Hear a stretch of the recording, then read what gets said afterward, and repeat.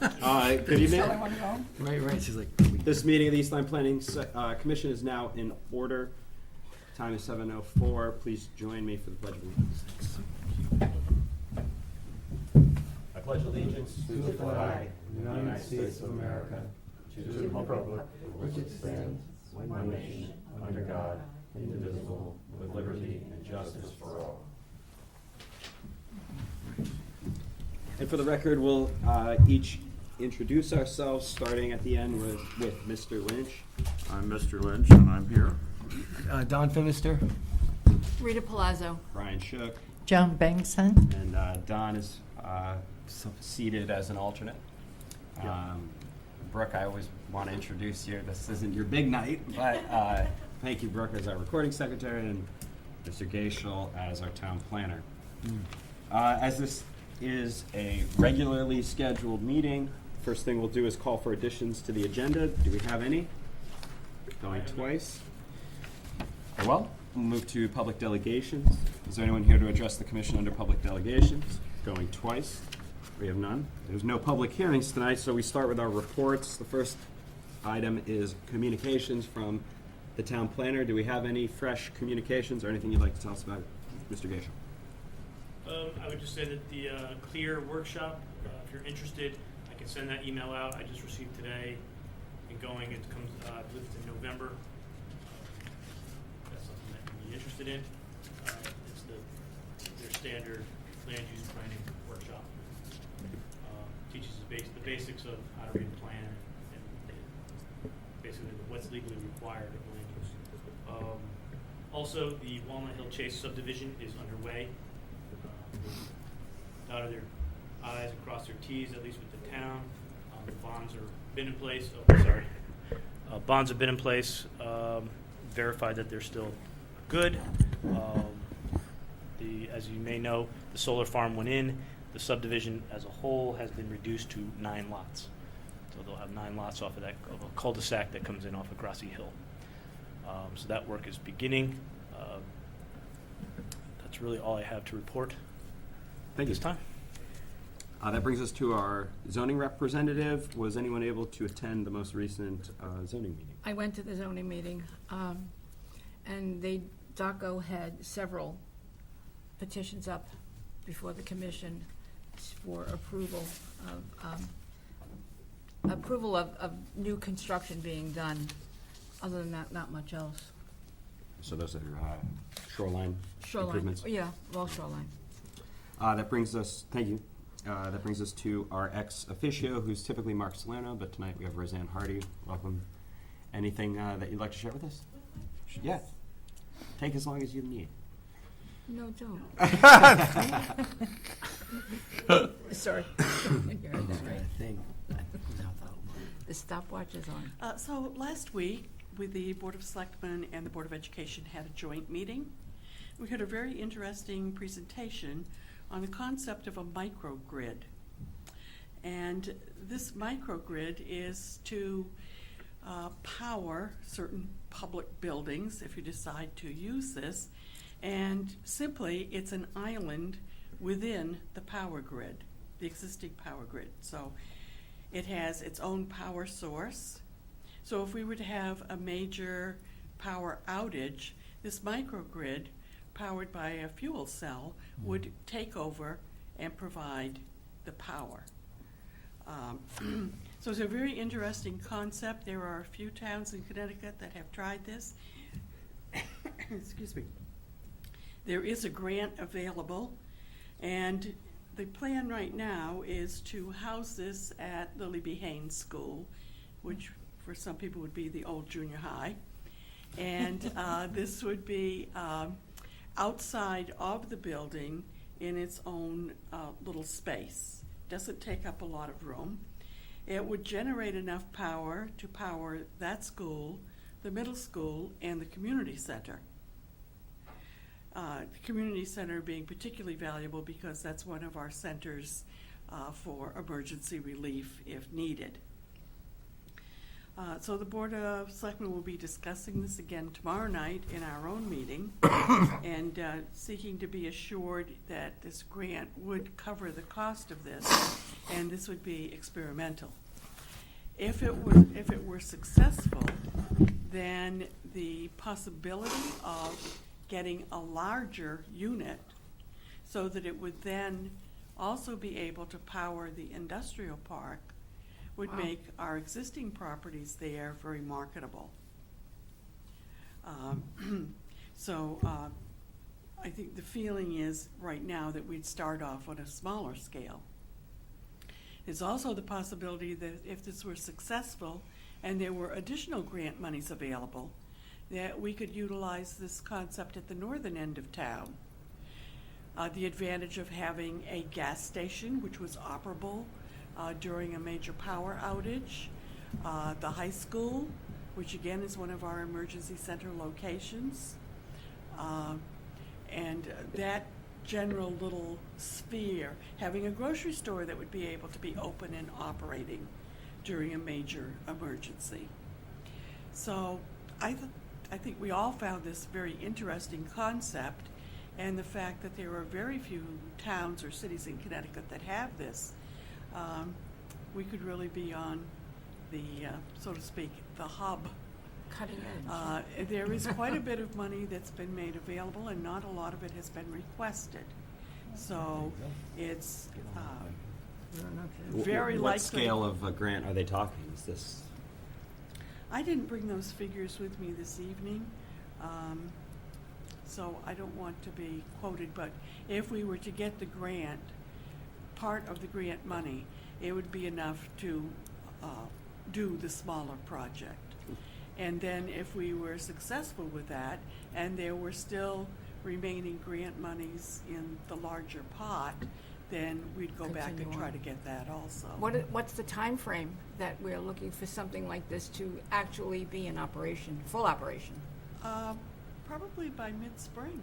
This mid-spring, Mhm. coming up 2018? Yep, because there are Wow. very few, we're not being televised, there are very few cities and towns that have applied for this, and there is quite a bit of money. So this is a joint government-private corporation. A co-op, government-private, so to speak. is that what you said, a government-private corporation? Government- Public-private partnership. Yes. How long would this cell last to generate? Approximately 20 years. No. If we had an outage Oh, I for don't- the small one. I don't think there's a time frame. I think it takes on, these power cells that are within it sort of take on their own life. Well, I don't imagine it would run for years. No, but I But- mean, Does that, uh, yeah, you're Enough, right. enough That's to, a- that's a enough to great question. power, probably, I would say, 4 or 5 weeks. oh, good. You know, the north end of town, we have a medical clinic too. Yes. That would be good. Mhm. Yeah, I think it's a great Right idea. in Flanders, in that area. Right, None of it would be solar or anything? no, It would be just all within the grid itself. I think it's a great idea. What would make this not go? money. But if you're getting a grant for the smaller unit, why would the money be of an issue at this If- point? If we did not get the grant, we have to apply for it. And how long does that take?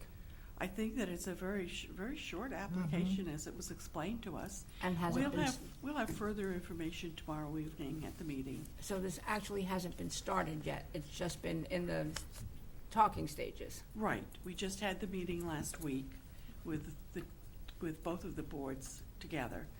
And so it's on our agenda for tomorrow night for the Board of Selectmen to I discuss. think it's a great idea. I hope everybody's in favor of it. We'll find out. Yeah. I think it's great for us. I mean, the town itself, I think so. it's I think it's a great. great Don't tell opportunity. any other town. I Let's know. In terms of, sustainability, the whole climate adaptation, and that concept. Right. I think it's perfect. It fits in with that very Sure. nicely. And, I do have some questions about the fuel cell and how that all works, but Right. aside from that, in terms of long-term sustainability, community resiliency, that's. I mean, given what's going on today, and you see the other communities of the other towns and the other states and everything else, that's what has happened. To me, this is almost, it should be a given. Well, I think particularly as we're a shoreline community too. Yes, absolutely. So, I thought it was very interesting, and Oh, perhaps extremely. someone from planning would be available to come tomorrow evening. And I'm not sure, I would suspect that the, You know, someone from the corporation, I would Maybe- suspect would be there to answer questions for us. Tomorrow evening, right? What time? What time? 7:30? 7:30. Here, 7:30. And maybe, I can't answer that right now. Well, that would be good, of course. All we just need to do is just show up, correct? Right, and also because, Let me know. I had plans to attend because of the orchards item, but that's not gonna go forward until the 18th, so we're gonna take it off the agenda. So that means if we go, you don't? Really? What I'm saying is, I'm planning to. I'm just go. asking a question. I'm trying to bail you out. What I'm saying is, I had already intentions to go to the meeting, so Oh. if you can't make it. But I have things that I need to sort out, So. but I would try to make it. If one of you can make it, then that relieves me of my duty of having to go, because the orchards will not be on. I think it would be helpful if you could go, because Mr. Solano was out of town, so he will not Yes, be I know. attending the meeting tomorrow evening. So Right. if someone could attend, then you'd get direct information. I think it sounds like a very positive thing. And I don't know, Yeah. I It's think, joint, I think that we Board of Ed and Selectmen, because it sounds like the implementation would start within the scope of the Board of Right. Education infrastructure. right. Tomorrow's Wednesday, right? So that, I'll have to email Gary tomorrow, because that meeting was taped.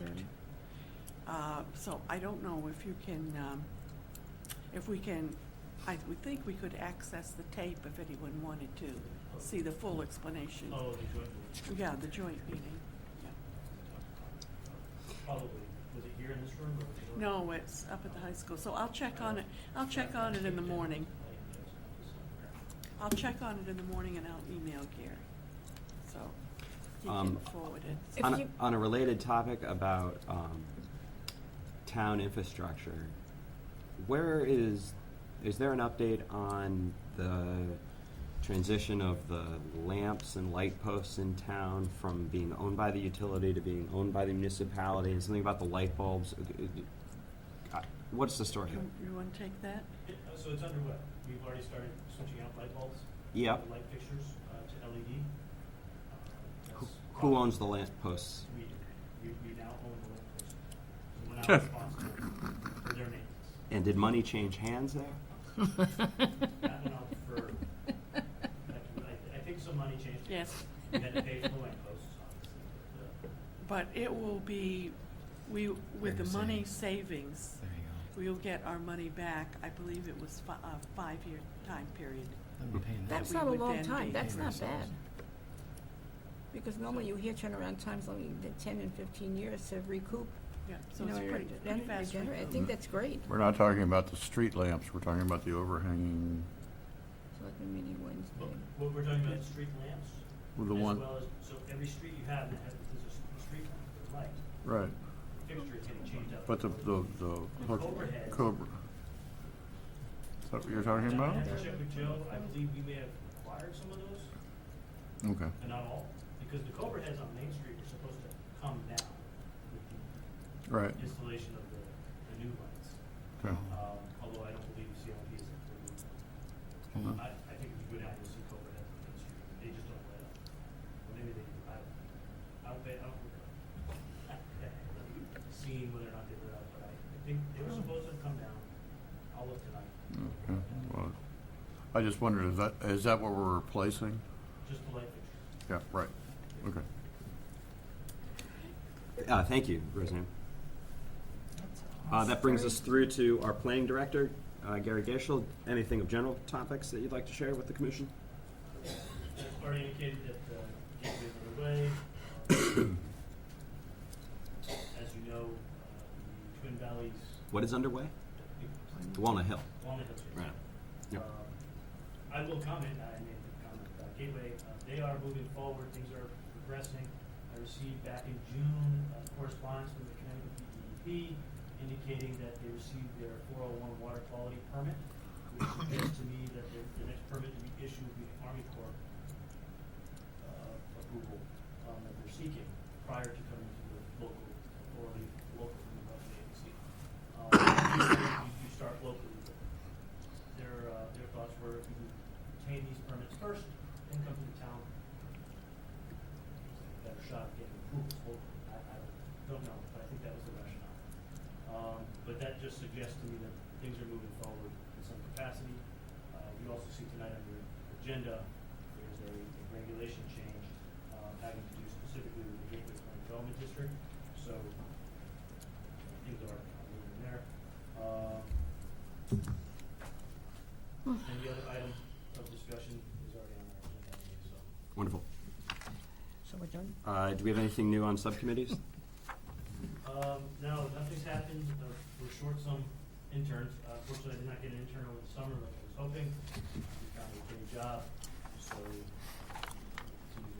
reach out to Eastern and see if there's anyone else interested. We did get intern. We'll be starting in the land use department, helping out the administrative staff. We lost approximately 2 years worth of building permit data as the WAGSIS system got hacked. So Whoa. all that has to get re-entered for the last 2 years. So there's a student coming in and helping us with that. Who hacked God the building almighty. department? Oh, why? Entity. And what on earth the Why? value can you Was get? that a Russia or something? Why? We're a government agency. Because, I mean, it's a target. It's an inconvenience. I mean, why does anybody? Has it snarled up any of the permitting? Has somebody said, like, Not- permits that were there? No, the hard copies are there, it's just all the digital data is gone. So Alright. we have to scan in all the permits that were issued, all the paperwork that goes with it, which was already done once, so it's just 2 years worth. So hopefully the student will make swift work of it, get it uploaded. Very well. I'll defer my chairman comments tonight and bring us to the approval of minutes. In your packets, you'll find the regular meeting minutes from September 5th. Present that night was myself, Joan Bankston, Mr. Lynch, Mr. Scott, and Don Feimeister. If Brenda's not here, if Rita, if you would like to vote on the approval of the minutes, please just acknowledge that you've read it as you were absent the day. Yes, Or I you say I can- was absent, but I have, yes, read them. Very well. Do I hear a motion to approve the regular meeting minutes? So moved. Second? Second. From Mr. Lynch, a second from Ms. Bankston. Is there any further discussion or changes? I'll just note that looks complete and the motion is substantial. Not at all. That's a lot. All those in favor, say aye. Aye. Any opposed? Any abstentions? The count is 5-0. Minutes are approved. Brings us to our subdivisions and re-subdivisions. We have an item here, preliminary review request of KSK Associates LLC for proposed subdivision of land at Goldfinch Terrace, Egret, and Cedarbrook Lane. Is, Mr. Gagel, I don't see anyone here to speak to that point. What Marty's not here, so he's out of town. Now, this is. Although I did put together a memorandum which highlights the proposal. Gary, I just do have a question, please, just forgive this if it sounds somewhat whatever. The minutes on, I mean, this proposal, this is going back to where, Goldfinch Terrace, the Heritage subdivision. the Woodlands, The Woodlands- Woodman's Land Trust area. If you remember, recall, he had 200 acres behind Goldfinch Terrace, 166 or 160 plus or minus. He basically put into open space, we applied. but town- we did this a while ago. Yes. Right, yes. okay. So, with that, I thought his email was So Mr. Harney, who is a managing member of KSK, wants to re-subdivide 5 to 6 building lots from approximately 7 to 6 acres. Right now, 160 acres are now preserved out of the 200, and they're being held by the New England Forestry Foundation. There's roughly 33 plus or minus acres remaining. 33 of those acres, it's my understanding, will be phase 2 of that open space plan. Mr. Harney's asking, can he pre-dedicate, if you will, the open space and receive credit for it as part of a re-subdivision, which would come subsequent. I had put this on the agenda for your contemplation. However, I spoke to Ed O'Connell today and have clarification regarding this matter. And if he were to deed and convey the 33 acres of open space, it would no longer be part of and subject of a re-subdivision application. So, in my opinion, he needs to submit his application with the dedication of 33 acres, if that's the open space he wants to use in order to meet the regulations for the dimensional flexibility that he needs to obtain the 5 to 6 lots that he's And looking he's going to for. keep that for himself? Is that what the No, he issue would is? sell off the 5 or 6 He lots. would sell them off. But Right. certainly that's his plan. Right. In terms of his financial plan, is to sell off the remaining land. Right. In addition to the open space. So while it's well-intended and certainly makes sense, and there's definitely a benefit of having the open space, he's going to need it for his application. So I don't believe that there's any action that the commission needs to take this evening, other than to just acknowledge the fact that he may be coming forward in the next coming months with a 5 to 6 lot re-subdivision. So there's no timeline involved right now? After talking to Mr. Harney, he didn't indicate when, although I know he is in more of a rush to get the 33 acres into the hands of New England Forestry, because I think he has a contractual agreement with them.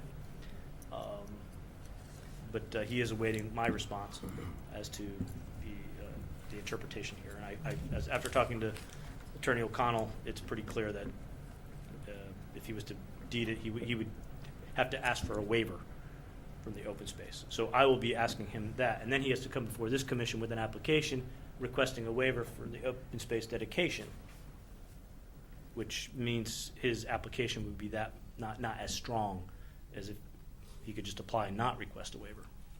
I don't know if I'm getting two situations mixed up, but did he not at some point, Mr. Harney, at some point, dedicate or give to the town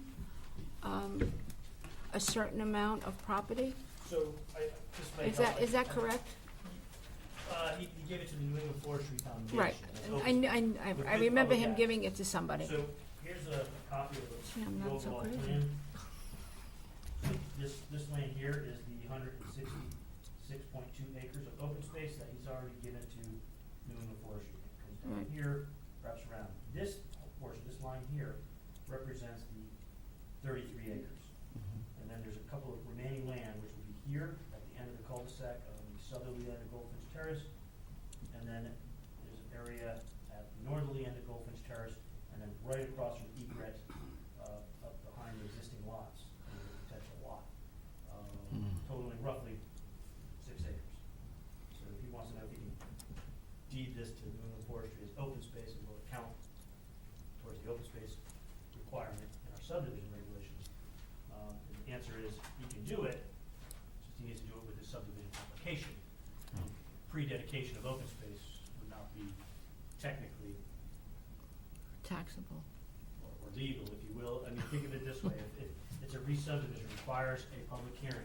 The dedication of open space in our regulations is integral to those regulations. And should one of these homeowners appeal that decision, they're direct abutters. They have direct interest in that. And if they were looking for some reason to appeal that application or any decision of this commission, that would be one of them. So my recommendation to Mr. Harney is make your application and just say you're deeding 33 acres and you're well above and beyond the 10%, or in this case, the 30% minimum requirement. That's pretty straightforward.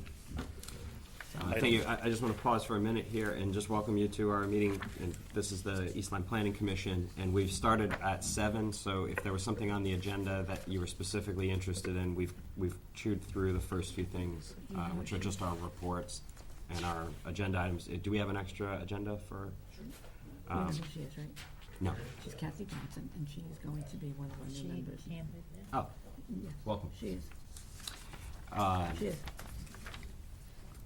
And very well, Mr. Gaisel, just to clarify, this is a memorandum to the East Lyme Planning Commission, signed by who? Who is this from? Where are you? Me, Okay, from Mr. Gaisel, and Where it are just you? highlights the uh, goals. what we're doing here, this is the KSK, preliminary review of KSK Associates LLC. Got it. Right after the minutes.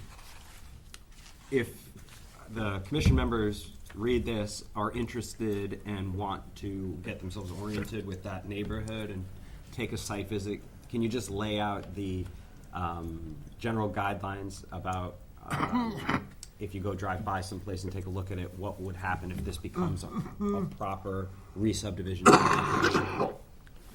Nothing now. I mean, you're entitled to go anywhere on a town right away. It's public Right. access. So if you went out there just to drive by and look, I mean, that's something that can't be really policed. No, I guess I'm a step ahead where if we get into a application here and somebody says, I saw the preliminary thing and I went there and I saw X, Y, and Z, isn't there some, oh, okay. No, that's preliminary. The issue would come after the close of a public hearing, Okay. and you said, oh, I went there and I found this, and Thank you you. disclose new information after the close of the public hearing, then that would be problematic. But as long as you don't do that, it's fine. You Right, can, because as the a, public hearing is about assembling the record. right, you can, as a member, go there, but if you discover anything new, the recommendation is not to disclose it to the commission unless it was during a public hearing. And the planning commission has in the past done site walks during or a public hearing. So if they know that they're not familiar with the site and the commission says, you know what, I want to see it, we can schedule a public hearing. So- I'm sorry, schedule a site walk during the public hearing. I So- think that that's a good idea. So if one of us wanted to come down to town hall and sign out the planning department vehicle and take it up, Um, I'm kidding. you- The little small terrain unit, is that the unit that can we do that? I'm not sure if our insurance would cover that, but The all terrain, we could do that. get Very copies well. of your licenses. Is there any further comment, commission members, on this preliminary review request? Just say, you can read it closely after the meeting and keep it on your radar for potentially an upcoming application. Any other comments on that? No. Very well. We'll move into item 8.